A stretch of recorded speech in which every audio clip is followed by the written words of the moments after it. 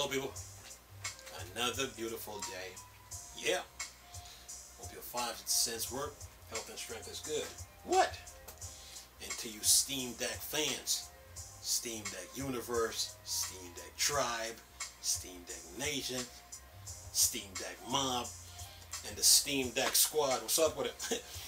You know, it's me. Anyway, look, you know, the Valve staff, you know, the engineers and the programmers, the designers, all the employees at Valve.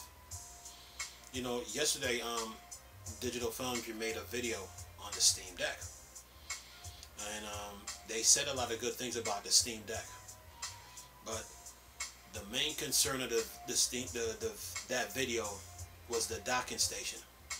So the entire staff at Valve now, they need to take that they need to watch that video from Digital Foundry, get a pen and a notepad, and then watch the video and take notes, and then focus on the areas that the Steam Deck needs work on. The Steam Deck is a beast in portable mode. It is. But the key focus on the video that Digital Foundry did yesterday was the docking station. The Valve really need to focus on this. So the docking station now, it can't be a regular generic docking station. This docking station, it needs to have CPU power in it. It needs to have GPU, APU. It needs to have RAM. The Steam Deck has 16 gigs of RAM. So if the docking station comes with 4 gigs of RAM, so be it. It needs FSR 2.0 support. It needs USB 3.0. It needs HDR 4K support. That's what Gabe Newell, the entire staff at Valve, need to focus on when it comes to the Steam Deck, the docking station. So if the docking station costs, say, a couple $100, okay, so be it. We know what we're getting, and we know what the docking station brings to the Steam Deck. That's what the staff at Valve needs to focus on, because video games are very high maintenance, and video games need CPU power, GPU power, RAM. So when you build that docking station, it has to give the Steam Deck more improvements, extra power to what it already has when it's in dock mode. I mean, portable mode, the Steam Deck is a beast. It's the best handheld out there, period. The best handheld out there, period. But the docking station now, that's where the focus needs to be on. I mean, I know you guys got all those games you're sorting through. That's number one. Plus the Steam Deck is still getting updates. So the video that Digital Foundry did yesterday, you know, because you guys at Valve, you know, said you need feedback. So Digital Foundry now made a video not attacking the Steam Deck, so to speak, but giving you feedback on what needs to be worked on. And that's what you guys at Valve need to do, is like use that video and take notes and focus on the area where the Steam Deck needs improvement, and then take it from there. But that docking station now, it can't be a regular generic docking station that costs $20 or something like that. If it costs a couple $100, say 200 or even 300, so be it. It will be worth it, because we know what we're getting when it comes to this. When it comes to the dock and the Steam Deck, and we know what the dock is doing for the Steam Deck. It's giving the Steam Deck extra power to run these video games. So that's what Valve really need to focus on is the docking station, period. You know, and then go on from there. You know, because the video that they did, they brought up some key interesting things. You know. And I was watching it. I watched the video twice, and I was like, okay, you know, maybe, you know, the staff at Valve need to take this video, watch it, like go in a room, everybody, sit there, watch it, grab a pen and paper, take notes, and then focus on the area of the on the Steam Deck that needs to be focused on, and it's the docking station. I mean, portable mode, the Steam Deck is fine. It's really good, but now it's the docking station, and that's the key. You know? And if the docking station comes out, comes out in the winter or the beginning of spring next year, okay, so be it. But in the meantime, keep updating the Steam Deck.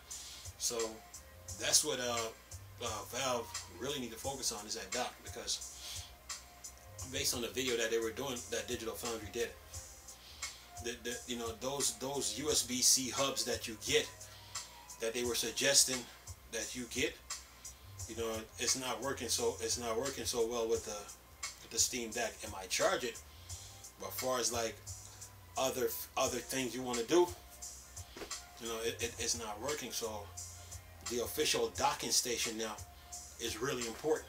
It's really important. So Valve really need to focus on that docking station, and then go on from there.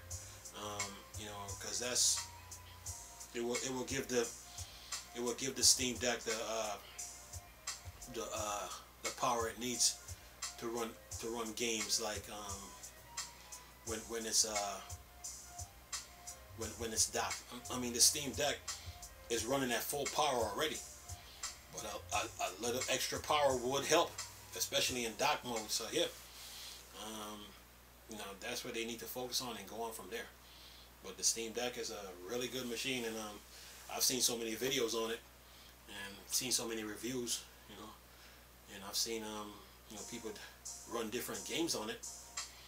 You know, it's changing it's changing a lot of people's minds on what a handheld is capable of doing. You know, it's really changing people's mindset, like, oh, a handheld can do all this, you know. So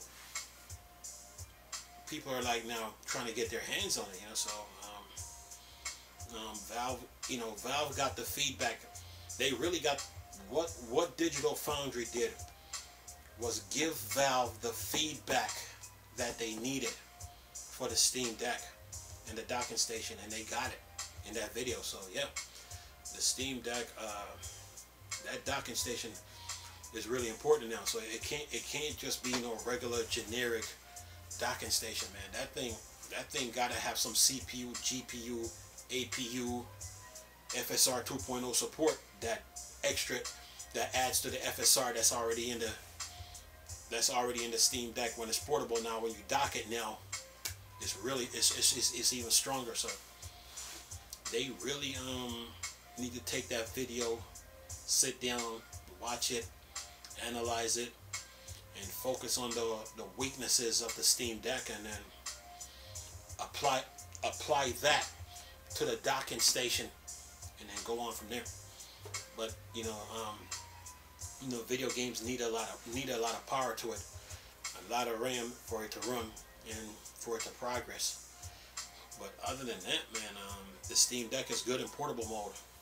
The key now is that docking station, and that's where the